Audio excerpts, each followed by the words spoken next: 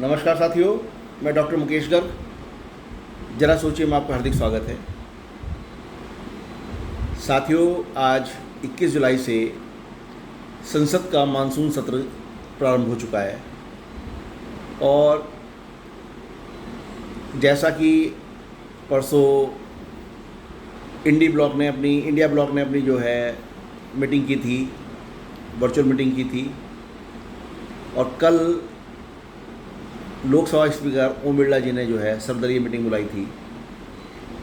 इनके बाद ये हिंट मिलना शुरू हो गया था कि विपक्ष जो है सरकार को पहलगाम हमले पे सरकार की नाकामयाबी बताने के लिए और सिंदूर ऑपरेशन के विफल रहने के बारे में बात करेगा, क्योंकि विपक्ष का मानना ये है कि पहलगाम हमले में सरकार की लापरवाही रही है और ऑपरेशन सिंदूर असफल रहा है, क्योंकि जिस तरीके से सीज़ फायर किया गया वो गलत था। और अमेरिका का 24 दफ़ा ये कहना कि सीज़ फायर उसकी मध्यस्थता से हुआ है, वो इस पर प्रश्न खड़ा कर रहे हैं और प्रधानमंत्री नरेंद्र मोदी का उसके ऊपर बयान चाहते हैं। आज संसद सत्र शुरू हुआ। राजनाथ सिंह, जेपी नड्डा सब खड़े हुए बोलने के लिए, लेकिन विपक्ष के हंगामे के बीच में कुछ बोल नहीं पाए।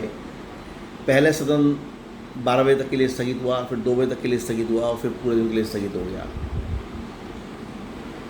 इस तरीके से तो सदन में कोई हल नहीं निकल पाएगा।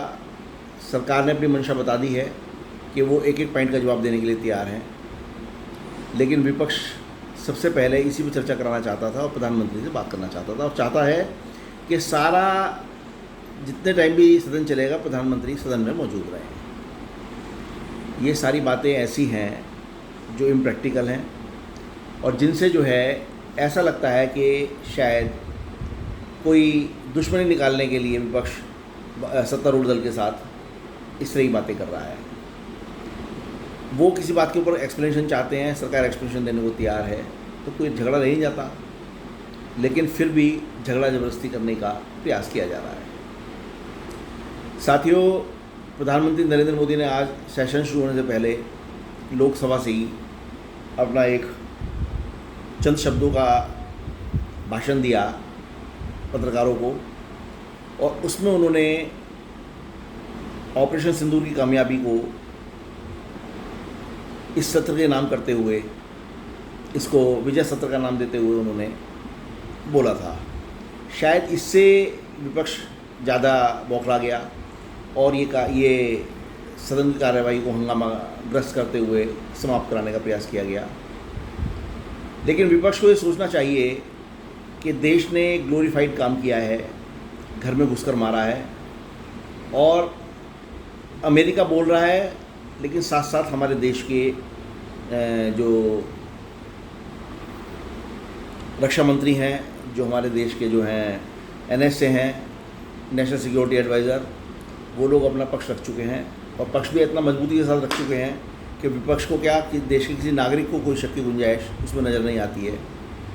और उन्हें डोनाल्ड ट्रंप के बात पर भरोसा न करते हुए अपने देश के अपने नागरिकों को भरोसा करना चाहिए, अपने अधिकारियों को भरोसा करना चाहिए। और जो हमारे NSA अजीत डोवाल ने बात रखी थी कि भाई अमेरिका ने ये कहा है कि हमारे विमान मारे गए हैं, तो हमें कम से कम एक भी चित्र तो दिखाएं जिसमें पता लगे कि हमारा विमान गिरा है।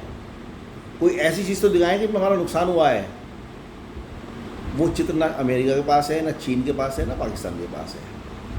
फिर भी विपक्ष उनकी बातों को भरोसा करते हुए ये हंगामाग्रस्त करने का जो सदन को किया जाए प्रयास, ये अच्छा नहीं कर रहा है और लोकतंत्र की भावना के अनुरूप ये कार्य प्रतीत नहीं होता है।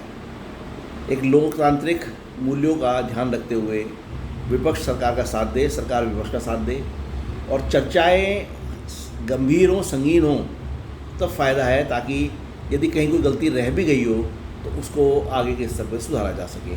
ज़रा सोचिए। साथियों, मेरा विचार यदि आपको उचित लगे तो कृपया मेरे चैनल को लाइक कीजिए, शेयर कीजिए और सब्सक्राइब कीजिए। धन्यवाद।